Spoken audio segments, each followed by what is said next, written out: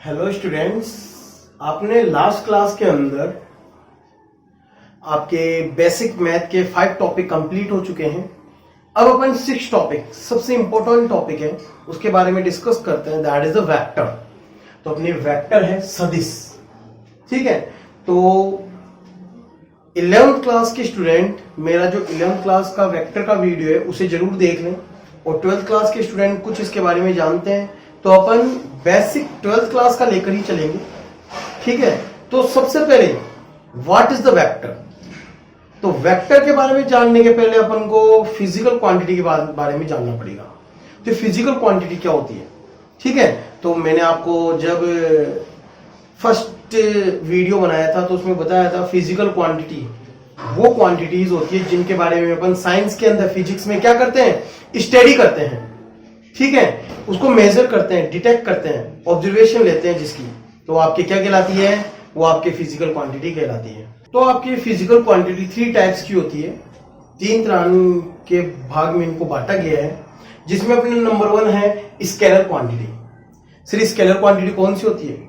इसको बोलते हैं अदिश राशि। वे क्वांटिटी, वे भौतिक राशियां जिन्हें प्रदर्शित करने के लिए केवल मैग्नीट्यूड और यूनिट की जरूरत पड़ती है, यानी मान व मात्रक की आवश्यकता होती है, इनकी कोई दिशा नहीं होती। तो आपकी क्या कहलाती है? अदिश राशियां कहलाती है। जैसे एग्जांपल के लिए अपन देखना चाहे तो आपने देखा है दूरी, जैसे अपने घर से आपकी स्कूल है, कितनी दूरी पर है? 10 किलोमीटर। ठीक है, तो आपने क्या कहा कि दूरी कितनी होगी? 10 किलोमीटर। नंबर 2 अपने स्पीड चाल, ये भी एक क्या है? अदिश राशि। जब अपन किसी वस्तु की चाल बताते हैं तो अपन को दिशा बताने की जरूरत नहीं होती है। ठीक है, नेक्स्ट है अपने वर्क, जो कार्य होता है वो भी एक अदिश राशि होती है। ठीक है, और आपके एक होती है इलेक्ट्रिक करंट, जो सबसे इंपॉर्टेंट है, इसके बारे में अभी अपन जानेंगे। ये भी आपके एक स्केलर क्वांटिटी है। अब आते हैं नंबर 2, जिसके बारे में अपन पढ़ रहे हैं, वो आपके वेक्टर क्वांटिटी, सदिश राशि। तो सदिश राशि नाम से पता चल रहा है, वेक्टर यानी सदिश, दिशा के साथ वे भौतिक राशियां जिनका मान, दिशा व मात्रक होता है, तो वे आपके क्या कहलाती है? सदिश राशियां। जिनका मैग्नीट्यूड, डायरेक्शन और यूनिट होती है, वो आपके वेक्टर क्वांटिटी कहलाती है। ठीक है, परंतु इतना ही आवश्यक नहीं है, वेक्टर में इतना ही सफिशिएंट नहीं है। इसके अंदर एक लॉ और होता है जो सबसे इंपॉर्टेंट है। क्या? Must obey vector law of addition. ये वेक्टर एडिशन के लॉ को फॉलो करनी चाहिए। अगर ये फॉलो नहीं करती है तो ये आपके वेक्टर क्वांटिटी नहीं होगी। सदिश योग के नियम की पालना करनी चाहिए। अब जैसे एक एग्जांपल के लिए अपन समझे, जैसे अभी मैंने कहा इलेक्ट्रिक करंट, आप सभी जानते हैं जब किसी वायर में करंट फ्लो होती है, जैसे मान लो 5 एम्पीयर करंट इस डायरेक्शन में फ्लो हो रही है, अगर इसकी डायरेक्शन इसके अपोजिट कर दे तो वैल्यू क्या हो जाती है? नेगेटिव। तो सर डायरेक्शन अपोजिट करते ही वैल्यू नेगेटिव हो गई, तो सर ये तो एक वेक्टर की प्रॉपर्टी होती है। दिशा चेंज होती ही, डायरेक्शन चेंज होती ही उसके ऊपर कौन सा साइन आ जाता है? नेगेटिव।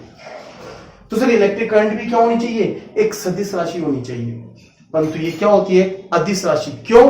क्योंकि ये वेक्टर एडिशन लॉ, ठीक है, सदिश के योग नियम की पालना नहीं करती है। अभी सदिश के योग नियम क्या होता है इसके बारे में अपन देखेंगे, आगे बताएंगे इसके बारे में। तो इसी कारण आपकी क्या कहलाती है? Electric current. इलेक्ट्रिक करंट एक स्केलर अदिश राशि है। ठीक है, तो जरूरी है वो क्या करे? सदिश योग के नियम की पालना करनी चाहिए सदिश राशि। अब एग्जाम्पल के अपन देखते हैं विस्थापन, डिस्प्लेसमेंट। ठीक है, डिस्प्लेसमेंट, जब भी विस्थापन को प्रदर्शित किया जाता है तो आपको मैग्नीट्यूड और दिशा, डायरेक्शन की जरूरत पड़ती है। जैसे आपको कहा जाए कि आपकी स्कूल यहां से 10 किलोमीटर दूर है, किस दिशा में? आपके घर से पूर्व दिशा में, पश्चिम दिशा में, उत्तर में, नॉर्थ में, साउथ में, किधर? तो आपके ये क्या कहलाती है? डिस्प्लेसमेंट एक वेक्टर क्वांटिटी है। इसी प्रकार आपके वेलोसिटी को भी रिप्रेजेंट करने के लिए अपन को डायरेक्शन की रिक्वायरमेंट होती है। फोर्स और आपके एरिया भी एक वेक्टर क्वांटिटी होती है, जिसकी डायरेक्शन हमेशा उसके प्लेन के परपेंडिकुलर आउटवर्ड होती है। ठीक है, तो एरिया एक वेक्टर क्वांटिटी है, ध्यान रखना। कई टीचर इसको स्केलर में भी काम में लेते हैं, परंतु मोस्टली ये एक वेक्टर क्वांटिटी मानी जाएगी। अब आपके नंबर थर्ड स्पेशल टाइप, बहुत सारे टीचर इसके बारे में नहीं बताते हैं, that is known as tensor quantity, प्रतिश राशि। सिर्फ प्रतिश पहली बार सुन रहे, प्रतिश राशि कौन सी आ गई? आपने देखा कि जिस क्वांटिटी का मैग्नीट्यूड होता है वो आपके स्केलर है, जिस क्वांटिटी में मैग्नीट्यूड और डायरेक्शन दोनों है वो वेक्टर है। तो अब ये कौन सी क्वांटिटी आ गई, इसके पास कौन सी स्पेसिफिकेशन यानी कि स्पेशल क्वालिटी है? तो ये आपके ये स्पेशल क्वांटिटी कहलाती है, जो आप बड़ी क्लासों में पढ़ेंगे। ठीक है, इसके अंदर ये होता है, इसको समझने के लिए अपन एक एग्जांपल है, जैसे आपने एक रबर लेते हो, रबर लेते हैं क्यूबॉइड घनाभाकार आकृति का, उसके ऊपर अपन एक्स डायरेक्शन में यदि फोर्स लगाएंगे, ठीक है, तो इस रबर की लेंथ क्या हो जाती है? इंक्रीज। लेंथ इंक्रीज होने के साथ इसकी जो विड्थ होती है, हाइट होती है, वो भी क्या होती है? चेंज होती है। तो आपने फोर्स किस डायरेक्शन में लगाया?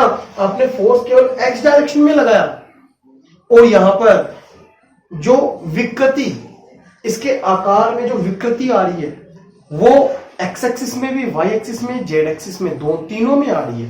यानी यहां पे जो strand change in shape x axis में भी है, वाई एक्सिस में भी और जेड एक्सिस में भी है।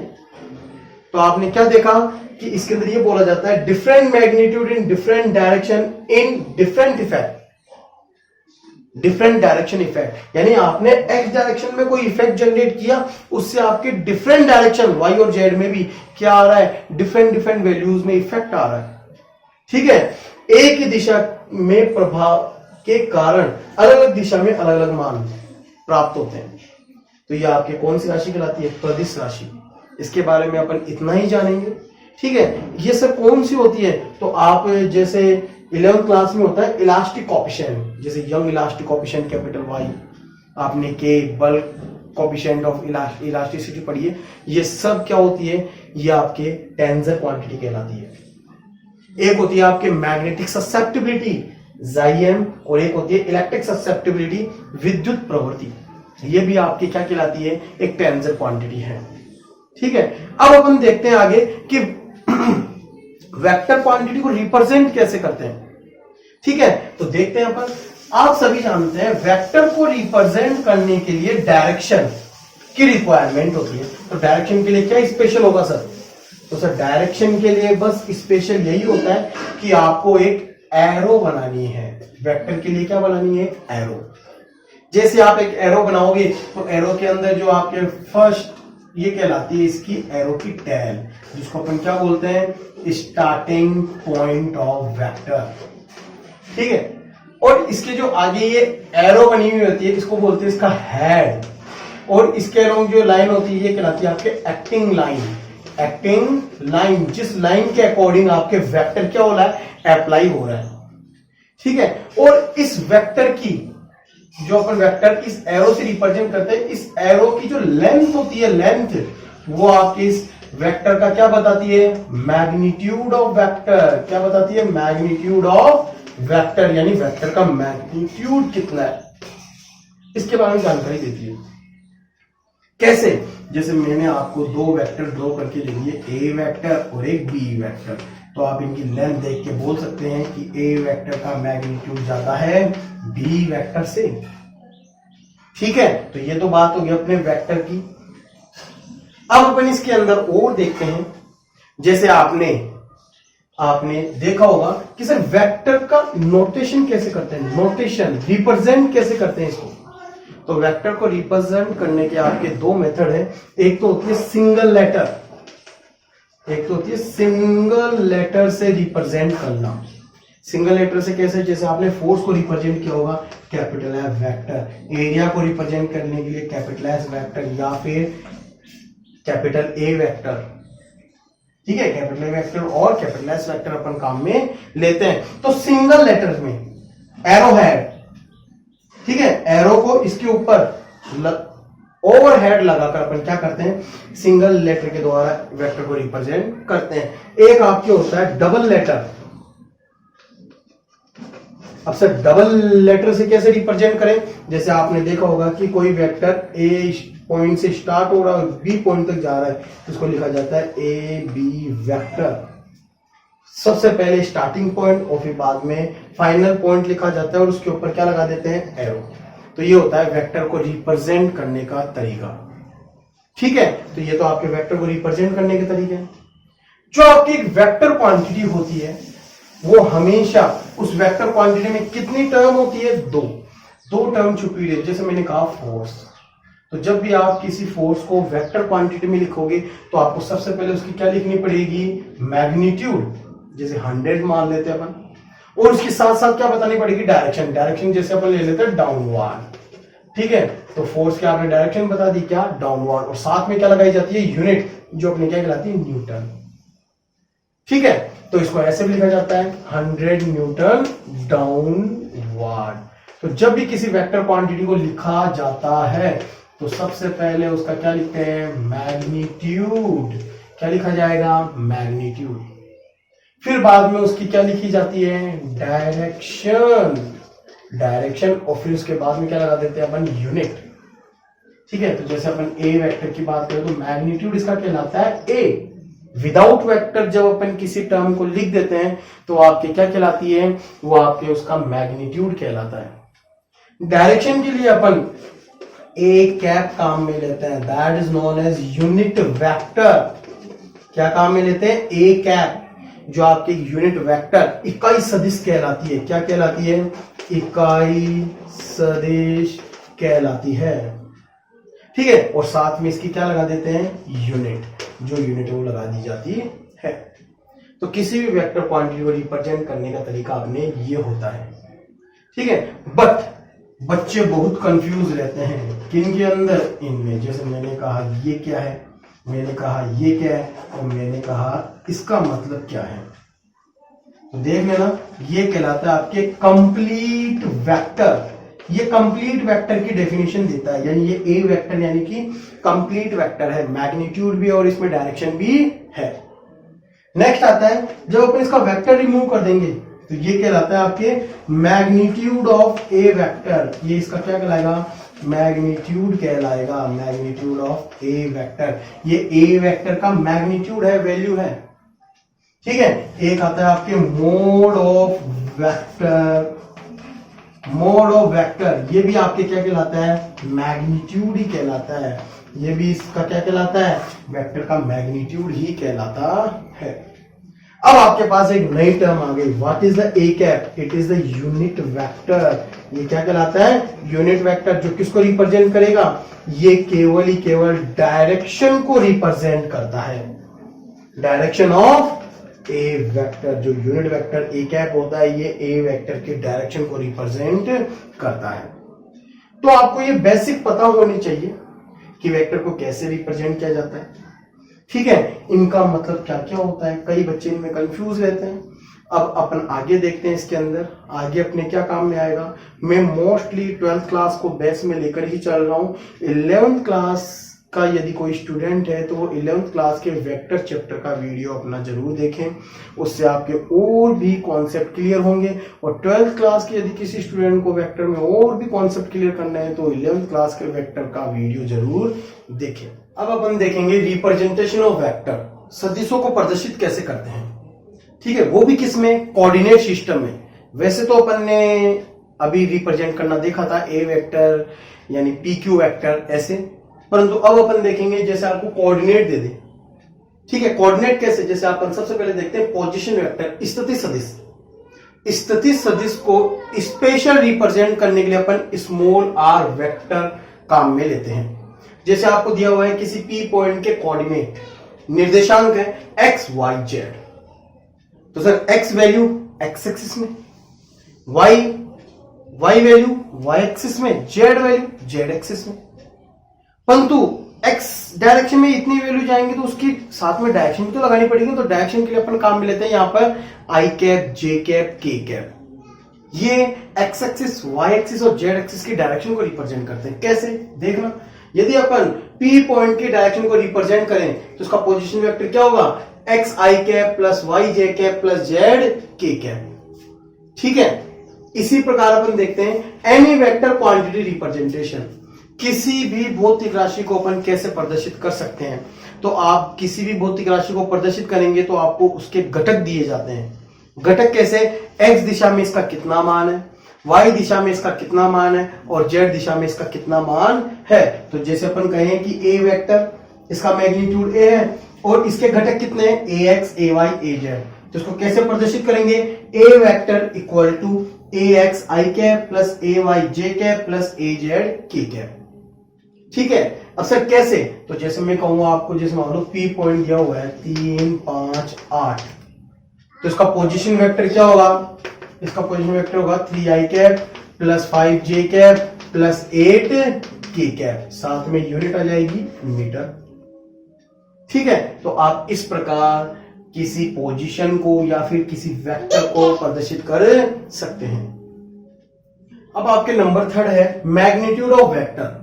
किसी सदिश राशि का अपन मान, मापांक, परिमाण कैसे निकाल सकते हैं? तो ये निकालने का बस एक सिंपल सा तरीका, आपको क्या करना है? The square root of sum of component square of vector. जो वेक्टर के कंपोनेंट है उनका सबसे पहले आप क्या करेंगे? स्क्वायर। ठीक है। फिर उसके बाद में क्या करेंगे? उनका सम करिए और उसका क्या ले लीजिए? Square root. ठीक। इसको हिंदी में बोला जाता है अपने सदिशों के घटकों के वर्गों के योग के वर्गमूल के बराबर। तो जैसे मैं कहूं आपके a वेक्टर दिया हुआ है ax i cap plus ay j cap plus az k cap, तो इसका मैग्नीट्यूड कितना होगा? तो सर इसका मैग्नीट्यूड अपने होगा a वेक्टर का मोड, या फिर a इक्वल टू क्या होगा? सबसे पहले आप क्या लगाते हैं? Square root. ठीक है। फिर अपन क्या करेंगे? सम किसका? इसके कंपोनेंट्स के स्क्वायर का। ठीक है। इसके कंपोनेंट्स के स्क्वायर का सम का स्क्वायर रूट क्या कहलाता है? आपके इसका परिमाण, मैग्नीट्यूड कहलाता है। घटकों के, वर्गों के योग के वर्गमूल के बराबर। और सर ये कैसे है? तो इसको अपन समझ सकते हैं। जैसे मैंने एग्जांपल के लिए अभी आपको बताया था कि मान लो एक पोजीशन वेक्टर दिया हुआ है 3i cap plus 4j cap plus 5k cap, तो मैं कहूं इस पोजीशन का मैग्नीट्यूड निकालो, दूरी ज्ञात करो, मान बताओ। तो आप r वेक्टर का मॉडुलस r ज्ञात करेंगे। तो क्या करना है आपको? स्क्वायर रूट, ये कंपोनेंट्स तो इनका स्क्वायर करेंगे और इनका क्या कर लेंगे? ऐड कर लेंगे। घटकों के, वर्गों के वर्गमूल के बराबर, योग के वर्गमूल के बराबर। तो जैसे आपने निकाला r वेक्टर का मॉडुलस r इक्वल टू कितना होगा? सर 3 का स्क्वायर 9, ये 16 और ये 25, तो आप बोल सकते हैं 50। अपन 50 को क्या ले सकते हैं? 25 into 2 यानी कि 5√2 मीटर। तो इस प्रकार आप किसी भी वेक्टर का क्या निकाल सकते हैं? मैग्नीट्यूड फाइंड आउट कर सकते हैं, परिमाण, मान ज्ञात कर सकते हैं। जैसे एग्जांपल के लिए अपन और लेते हैं, आपको अब की बात एक फोर्स दिया हुआ है। फोर्स है कैपिटल वेक्टर इक्वल टू आपको दे रखा है माइनस का 5i cap plus 3j cap और प्लस 8k कैप। ठीक है। तो बताइए मैग्नीट्यूड, तो फोर्स का मैग्नीट्यूड कितना होगा? स्क्वायर रूट ऑफ कंपोनेंट कितना है? एक्स एक्सिस कंपोनेंट -5 का whole square plus y axis का 3 का होल स्क्वायर प्लस इसका स्क्वायर। अब इसको जैसे जोड़ेंगे कितना आएगा? आपके 25। ठीक है। और ये हो गया आपके 9 और ये हो गया 64। जैसे अपन इसको ऐड करेंगे आपके कितना आएगा? 8। ठीक है। 1, 7 ये न्यूटन। कितना फोर्स है? चाहो तो इसको और सोल्व कर सकते हैं। कितना आएगा? इसको अपन लिख सकते हैं 2 × 4 9 देन यू गेट 7√2 न्यूटन। इतना फोर्स लगा। ये इसका मैग्नीट्यूड आ गया। ठीक है। तो ये तो मैग्नीट्यूड के बाद अब अपन देखेंगे इसकी डायरेक्शन। तो डायरेक्शन निकालने के लिए अपन क्या निकालते हैं? Unit vector. तो देखते हैं यूनिट वेक्टर। अब आपके नेक्स्ट है डायरेक्शन ऑफ वेक्टर। अगर आपको मान लो किसी सदिश की दिशा निकालनी है, तो किसी सदिश की दिशा निकालने के लिए आपको निकालना पड़ता है उसका यूनिट वेक्टर, इकाई सदिश। यानी अपन उसका यूनिट वेक्टर निकालते, इकाई सदिश निकालते हैं। जैसे आपको दिया हुआ था कि ए वेक्टर, तो ए वेक्टर का इकाई सदिश होता है ए कैप। ठीक है। इसको इकाई सदिश बोलने का मतलब होता है कि ए कैप का जो मोड होगा, मॉडुलस होता है, परिमाण होता है, वो कितना होता है? 1। इसका परिमाण 1 होता है। जैसे अपन कुछ इकाई सदिश यूनिट वेक्टर के बारे में जानते हैं। आपने देखा था कि एक्स एक्सिस को रिप्रेजेंट करने के लिए, डायरेक्शन को रिप्रेजेंट करने के लिए अपन आई कैप काम में लेते हैं। माइनस एक्स एक्सिस की डायरेक्शन रिप्रेजेंट करने के लिए अपन माइनस आई कैप काम में लेते हैं। वैसे ही वैसे वाई एक्सिस के रिप्रेजेंट करने के लिए जे कैप, माइनस वाई एक्सिस को माइनस जे कैप, ठीक है, जेड एक्सिस को के कैप, माइनस जेड एक्सिस को माइनस के कैप से रिप्रेजेंट करते हैं। अब जैसे अपन एग्जांपल देते हैं, यदि मान लो आपको कोई ए वेक्टर दिया हुआ है, तो मैंने अभी बताया था ए वेक्टर दो टर्म से मिलकर बना हुआ होता है, एक तो उसका मैग्नीट्यूड और एक उसकी डायरेक्शन, जो क्या कहलाती है, यूनिट वेक्टर। तो ए इंटू ए कैप, तो ये वेक्टर दिया हुआ है ए x I cap plus A Y J cap plus a z k cap. तो अब आपको इसका यूनिट वेक्टर निकालना है, तो यूनिट वेक्टर निकालने के लिए क्या करेंगे, ए वेक्टर में ए से क्या कर दे, डिवाइड, तो आपके पास क्या आएगा, unit vector of A vector equal to A vector upon A. कहने का मतलब ए वेक्टर में उसके मॉडुलस से, परिमाण से भाग दे दीजिए, मॉडुलस मैग्नीट्यूड का भाग दे दीजिए, आपके पास क्या आएगा, यूनिट वेक्टर आ जाएगा। तो ए वेक्टर आपको पता है ये रहा, और मॉडुलस कैसे निकालते हैं, अभी बताया था, square root of a x square plus A y square plus a z square. ठीक है, तो इस प्रकार आप क्या कर सकते हैं, यूनिट वेक्टर, इकाई सदिश या डायरेक्शन फाइंड आउट कर सकते हैं। जैसे एग्जांपल के लिए अपन लेते हैं, आपको फोर्स दिया हुआ है f vector equal to 4i cap plus 2j cap plus 5k cap. तो बताइए फोर्स की डायरेक्शन क्या है। सर डायरेक्शन का मतलब अपन को क्या फाइंड आउट करना है, डायरेक्शन का मतलब एफ कैप निकालना है। एफ कैप कैसे निकालेंगे, एफ वेक्टर अपॉन एफ का मैग्नीट्यूड। एफ वेक्टर दिया हुआ है 4i cap plus 2j cap plus 5k cap, और मैग्नीट्यूड कैसे निकालते हैं, square root of sum of component square. तो कंपोनेंट कितने हैं, 4 का स्क्वायर प्लस 2 का स्क्वायर प्लस 5 का स्क्वायर। जैसे अपन सोल्व करेंगे इसकी डायरेक्शन क्या आएगी, 4i cap plus 2j cap plus 5k cap, कितना हो गया, सोल्व करेंगे तो ये तो हो गया 16, ये हो गया 4 और ये हो गया 25। ठीक है, तो ये 25 4i cap plus 2j cap plus 5k cap upon root 45। ठीक है, तो ये हो गया अपने इसका आंसर। अब अपन एक और क्वेश्चन देते हैं, जैसे आपको दे रखा है c cap equal to 0.4i cap minus 0.3j cap plus xk cap. ठीक है, तो आपको बोला गया x की value find out. Sir x की वैल्यू कैसे निकालें, तो अभी आपको मैंने बताया था कि यूनिट वेक्टर का मैग्नीट्यूड कितना होता है, 1। तो आपको पता है कि इसका मैग्नीट्यूड 1 होने वाला है, तो इसका मैग्नीट्यूड कैसे निकालेंगे, वो कंपोनेंट्स के स्क्वायर के सम का रूट। तो आपने देखा 0.4 का स्क्वायर प्लस 0 माइनस 0.3 का square plus x square is equal to 1। दोनों तरफ स्क्वायर लेंगे तो इसका कितना आएगा, ये कितना हो जाएगा, 0.16 plus 0.09 plus x square is equal to 1। इन दोनों को ऐड करेंगे तो 0.25, तो एक्स स्क्वायर कितना हो गया, 1 minus 0.25 that is equal to 0.75।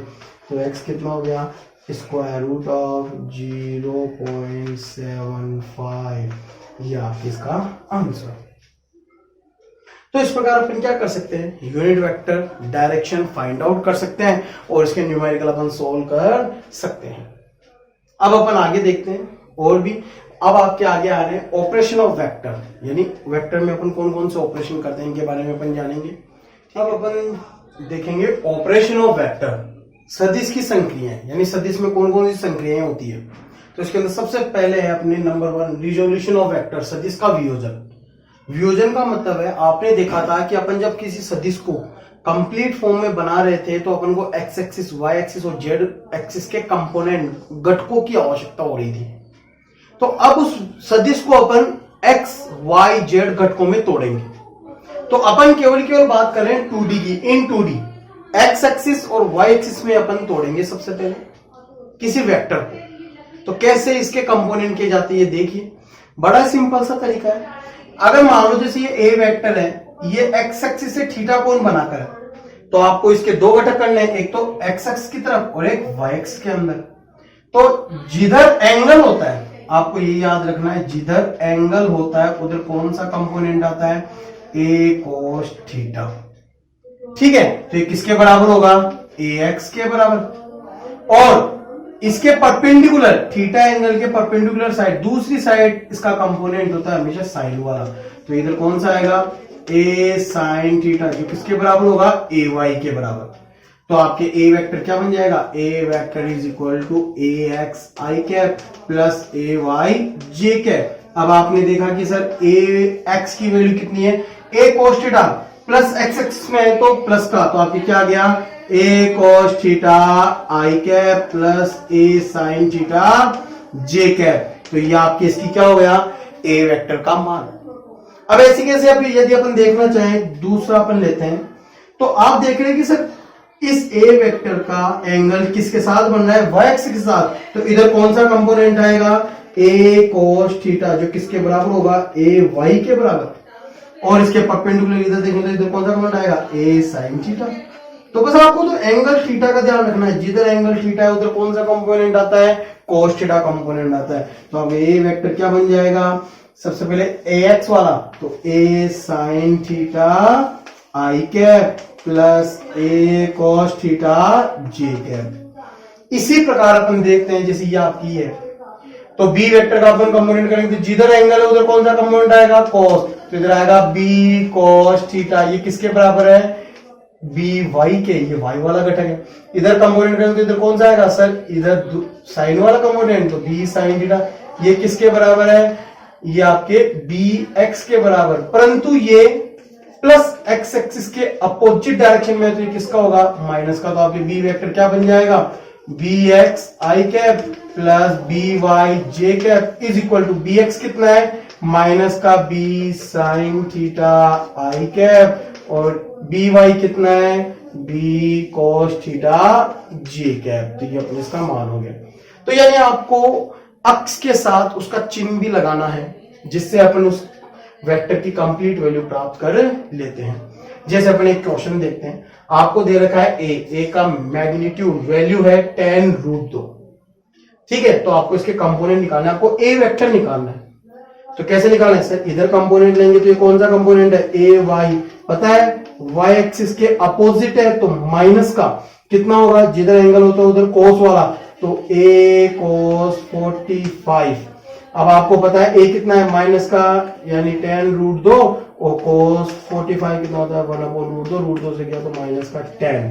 ऐसे कैसे इधर कंपोनेंट करेंगे, इधर कौन सा आएगा, ए एक्स कंपोनेंट, जो प्लस का होगा, क्योंकि इधर प्लस एक्स एक्सिस होता है। तो ये कितना होगा आपके, ए साइन 45, साइन 45 क्यों, क्योंकि इधर एंगल है तो इधर कोस और इधर साइन वाला। तो अपन ये तो 10√2 और ये हो गया 1/√2, √2 से √2 गए तो कितना हो गया 10। तो जैसे आप देखेंगे ए वेक्टर क्या हो गया, ए एक्स आई कैप प्लस ए वाई जे कैप। अब ए वेक्टर ए एक्स कितना है अपने पास 10, तो 10 आई कैप प्लस का ए वाई कितना है सर, ए वाई माइनस का 10 जे कैप। तो ये हो गया अपने ए वेक्टर।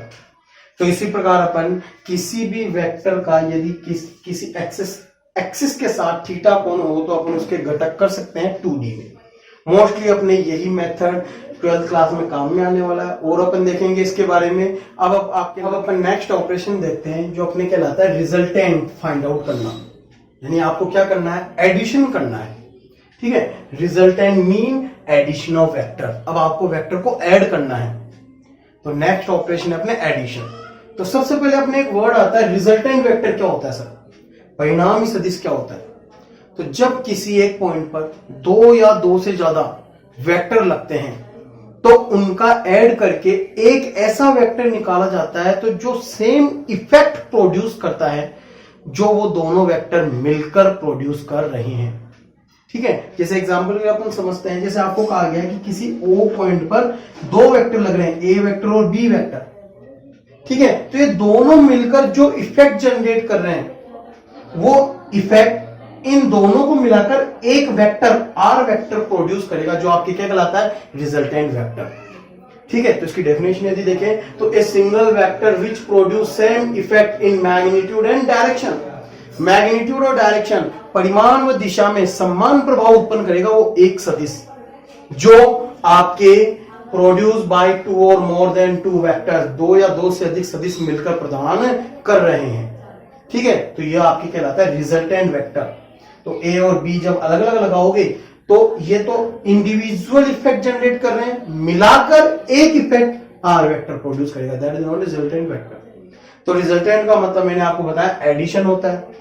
अब अपन एडिशन करेंगे, यहाँ पे डिफरेंट टाइप से एडिशन किए जाते हैं वेक्टर के। तो कौन कौन से मेथड है, सबसे पहले देखते हैं अपन कार्टेशियन सिस्टम में अपन कैसे ऐड करते हैं, कार्तीय निर्देश तंत्र में। तो आपको यहाँ पर ए वेक्टर दिया हुआ है, जैसे a x I cap plus A Y J cap plus a z k cap, कोई वेक्टर दिया हुआ होगा ए, और दूसरा है b vector equal to b x I cap plus b y J cap plus b z k cap. तो आपको c vector निकालना है, जो क्या है ए वेक्टर प्लस बी वेक्टर, यानी ए वेक्टर और बी वेक्टर दोनों को जोड़ लो। तो सर कैसे जोड़े, तो जोड़ने का तरीका आप जानते हैं कि ए वेक्टर में कोई एक्स का कंपोनेंट होगा, बी में भी कोई एक्स का कंपोनेंट होगा, तो एक्स डायरेक्शन में एक्स के कंपोनेंट ही जुड़ेंगे। तो आपको क्या करना है, केवल एक्स वाले कंपोनेंट में एक्स वाला कंपोनेंट जोड़ना है। तो आई कैप कॉमन क्या बन गया, ए एक्स प्लस बी एक्स, जो किसके बराबर होगा, सी वेक्टर के सी एक्स के बराबर। ठीक है, आई कैप बाहर, प्लस ऐसे कैसे ए वाई प्लस बी वाई, जे के बाहर, ये सी वाई को बताएगा। ऐसे कैसे ए Z plus b z, k cap, ये सी जेड को बताएगा। तो सर ये होता कैसे, एग्जांपल लेते हैं। जैसे आपको दे रखा है ए vector equal to 5 I cap plus 7 J के प्लस 8 के कैप, और बी वेक्टर आपको दे रखा है -2 आई कैप प्लस जे के माइनस 5 के कैप। तो बताइए C vector equal to A vector plus B vector, यानी सी वेक्टर कितना होगा, रिजल्टेंट वेक्टर कितना होगा। तो निकालना आपने, सर आपने कहा एक्स में एक्स 5 आई कैप में से 2 आई कैप गए, कितने बचे, 3 आई कैप, एक प्लस का एक माइनस का सब्ट्रैक्ट होगा। 7 जे कैप प्लस जे कैप, 7 में एक जोड़ेंगे तो कितना आएगा, 8 जे कैप। ठीक है, आपके 8 के कैप में से 5 के कैप गए तो 3 के cap, that is the answer. तो इस प्रकार आप किन्हीं दो वेक्टर को कार्टेशियन सिस्टम में ऐड कर सकते हैं। अब अपन देखते हैं कि कंपोनेंट से कैसे एडिशन करते हैं, जो न्यूमेरिकल फाइंड आउट करने में काम में आते हैं अपने। देखते हैं आगे नंबर 2। अब आपके रिजल्टेंट फाइंड आउट मेथड के अंदर नंबर 2 है बाय रिजोल्यूशन मेथड, वियोजन द्वारा। ठीक है, आप क्या करते हैं, जैसे एक पॉइंट पर बहुत सारे फोर्सेस लग रहे हो, बहुत सारे फोर्स लग रहे हैं, तो आप उनके घटक एक्स एक्स और वाई एक्स में प्राप्त कर लीजिए। ठीक है, उनके कंपोनेंट एक्स एक्सिस और वाई एक्सिस में गेट कर लो, और गेट करने के बाद में फिर वही r vector is equal to r x I cap plus r y J cap, और जेड एक्सिस भी हो तो आर जेड के कैप, और इसका मैग्नीट्यूड ऐसे निकाल लेते हैं। कैसे, तो अपन समझते हैं। जैसे आपको मान लो आर वेक्टर दिया हुआ है, ए vector plus B vector plus C vector, यानी 3 वेक्टर है, एक ही पॉइंट पे 3 वेक्टर लग रहे हैं, जिनके आपस में टेल से टेल मिल रही है। क्या मिल रही है, टेल टू टेल। तो आपको रिजोल्यूशन मेथड से यदि इसका रिजल्टेंट निकालना है तो आपको क्या करना पड़ेगा, सबसे पहले इनके कंपोनेंट करने पड़ेंगे। तो कंपोनेंट करने के बाद आपको क्या करना है, ए बी और सी के जो एक्स घटक हैं उन सबको जोड़कर अपन उसको रिजल्टेंट वेक्टर का एक्स घटक के बराबर कर देंगे। और जोड़ना भी कैसे है, वेक्टर सम। वेक्टर सम का मतलब यदि दोनों एक ही डायरेक्शन में है, प्लस एक्स एक्सिस में है, तो दोनों प्लस के ऐड हो जाएंगे, और यदि एक इधर और एक इसके अपोजिट है, ठीक है, तो ये आपके क्या हो जाएंगे, माइनस हो जाएंगे। बी एक्स में से ए एक्स क्या हो जाएगा, माइनस हो जाएगा। तो इस प्रकार आपको ऐसे वेक्टर सम करना है। कैसे अभी बताता है, समझाता है। ऐसे कैसे आपके जो y कंपोनेंट मिलेंगे उन सबको जोड़कर आर वाई के इक्वल लिख लेंगे, और जेड वाले कंपोनेंट को आर जेड के इक्वल। तो आर वेक्टर क्या होगा, आर एक्स आई के प्लस आर वाई जे के प्लस आर जेड के। तो इसका मैग्नीट्यूड क्या होगा, r equal to square root of r x square plus r y square plus r z square. अच्छा कैसे, तो एक एग्जांपल लेते हैं। जैसे आपको दे रखा है find out resultant of this, ये दिया हुआ है। तो सबसे पहले यहां पर देखा जाए तो अपने कितने वेक्टर लग रहे हैं, 3, आर वेक्टर और एक बीच में से जा रहा है 45 डिग्री के एंगल से। तो अपन को एक्स और वाई में कंपोनेंट लेना है। तो सर ये तो एक्स में है, इसका वाई में कोई कंपोनेंट नहीं है, कोई दिक्कत नहीं, एक्स में तो है। ठीक है, अपन नंबर 2 लेते हैं, ये वाई में है, परंतु तो ये बीच में लग रहा है, तो इसके कंपोनेंट करेंगे। इधर कौन सा कंपोनेंट आएगा, आर कोस 45, और इस तरफ कौन सा कंपोनेंट आएगा, आर साइन 45 या 45। ठीक है, अब अपन क्या करते हैं, एक्स वाले कंपोनेंट एक साथ जोड़ेंगे, तो आर एक्स इक्वल टू क्या हो गया, तो सर x में दो कंपोनेंट है, एक तो r खुद है और एक है r sin 45। अब आपको पता है इसकी वैल्यू क्या होती है, r plus r 45 sin 45 root 2, तो आपके ये आ गया r ब्रैकेट में 1 प्लस 1 अपॉन रूट 2। सही है। इसी प्रकार अपन y वाला घटक लेंगे। सर y वाला घटक लेंगे, y में कितने कंपोनेंट है, 2, तो एक तो हो गया r और एक हो गया r cos 45। तो r plus r upon root 2, तो आपको कितना हो गया r into 1 plus 1 upon root 2। अब अपन इसका रिजल्टेंट निकालेंगे, तो रिजल्टेंट वेक्टर r वेक्टर कितना होगा, r x i cap plus r y j cap. Sir z वाला कंपोनेंट तो लिया ही नहीं, क्योंकि यहाँ पे z का कंपोनेंट है ही नहीं, z का एक्सिस है ही नहीं, तो अपन z कंपोनेंट लेंगे भी नहीं। तो कितना हो गया 0। तो यहाँ पे वैल्यू रखेंगे, कितना आएगा r ब्रैकेट में 1 plus 1 upon root 2 i cap plus r 1 plus 1 upon root 2 j cap. अगर अपन इसका मैग्नीट्यूड निकालें तो r वेक्टर का मैग्नीट्यूड कितना होगा, स्क्वायर रूट ऑफ इसका square r 1 plus 1 upon root 2 का स्क्वायर। स्क्वायर करेंगे तो इसका स्क्वायर और इसका स्क्वायर प्लस इसका भी स्क्वायर आएगा, तो ये आपके हो गया ये लो। ठीक है, दोनों कांस्टेंट है तो दोनों को कॉमन ले लें। कॉमन लेते ही आपके इसका मैग्नीट्यूड कितना आएगा, 12 आएगा, तो r और ये हो गया 1 प्लस 1 अपॉन रूट 2, बचेगा कितना 1, यहाँ पे 1 प्लस 1 2 रूट 2। तो यहाँ पे जैसे अपन रूट 2 एलसीएम लेंगे, ठीक है, तो अपने ये हो गया इसका मैग्नीट्यूड कितना आएगा r इंटू रूट 2 प्लस 1। ठीक, अगर अपन चाहें तो ऐसे एक और एग्जांपल कर सकते हैं। जैसे आपको मान लो अब दे रखा है कि आपको इसका रिजल्टेंट वेक्टर निकालना है जो c वेक्टर है। अब इसको c वेक्टर मान लेते हैं और क्वेश्चन अब ऐसा हो गया कि आपके ये r वेक्टर इधर न लग के, अब ये r वेक्टर आपके इस तरफ लग रहा है, वो भी कितने डिग्री पर, 45 डिग्री पर। तो अब अपन इसको सोल्व करेंगे, कितने वेक्टर लग रहे हैं, 3 1 2, ये तो है ही। इसके कंपोनेंट एक तो आएगा इस तरफ, कौन सा होगा r cos 45 और एक आएगा इधर, ये कितना होगा r sin 45। हो गया। अब अपन देखें x वाले कंपोनेंट, तो सर ये तो प्लस r होगा क्योंकि ये इधर है, तो ये इसके अपोजिट है, तो ये किसका हो जाएगा माइनस का। तो जैसे अपन माइनस लगाएंगे तो यहाँ पे इनके बीच में माइनस आ जाएगा, आएगा कि नहीं आएगा, ठीक है, तो ये अपने हो गया माइनस का। अब ऐसे कैसे अपन y वाले कंपोनेंट देखें तो आप देख रहे हैं कि सर ये तो ऊपर लग रहा है, ये नीचे की तरफ, तो ये हो गया प्लस का और ये हो गया माइनस का, तो यहाँ पे भी क्या आ जाएगा माइनस। बोलो आएगा कि नहीं आएगा। अब आपका कंपोनेंट आ गए तो आप देखोगे कि ये हो गया आपके इस रिजल्टेंट का मान, और जब अपन यहाँ पे रखेंगे तो बस ये रिजल्टेंट की वैल्यू आ जाएगी, तो ये आपके रिजल्टेंट का मैग्नीट्यूड आ जाएगा। ठीक है, तो बस यहाँ पे बीच में माइनस आ जाएगा, तो ये हो गया अपने आंसर इसका। तो इस प्रकार आपको जब 3 से भी ज्यादा फोर्सेस दे रखे हो तो उन सभी का x कंपोनेंट ले लीजिए, उनका वेक्टर सम कीजिए। इसी प्रकार y कंपोनेंट लेकर उनका वेक्टर सम कीजिए। इसी प्रकार z कंपोनेंट भी हो तो उनका भी वेक्टर सम करके आसानी से अपन रिजल्टेंट फाइंड आउट कर सकते हैं। तो आपने वेक्टर एडिशन के 2 मेथड देखे, एक तो कार्टेशियन में x में x कंपोनेंट जोड़ते हैं, y में y जोड़ते हैं, z में z जोड़ते हैं। ठीक है, नंबर 2 देखा आपने रिजोल्यूशन मेथड। अब आपके नंबर 3 आता है ग्राफिकल मेथड, तो जो बड़ा इंपॉर्टेंट है, उसके अपने डेरिवेशन भी है, कुछ न्यूमेरिकल्स हैं, अपन समझेंगे, पूरा वेक्टर अपन क्लियर करेंगे। बस आपको कंटिन्यूअस रेगुलर स्टडी रखनी है वेक्टर की। जैसे मैं आपको एग्जांपल दे रहा हूं वो एग्जांपल आप समझिए, सोल्व कीजिए और अपने बुक के भी कुछ एग्जांपल क्वेश्चन सोल्व कीजिए। ठीक है, आप इजीली वेक्टर के क्वेश्चन कर पाएंगे।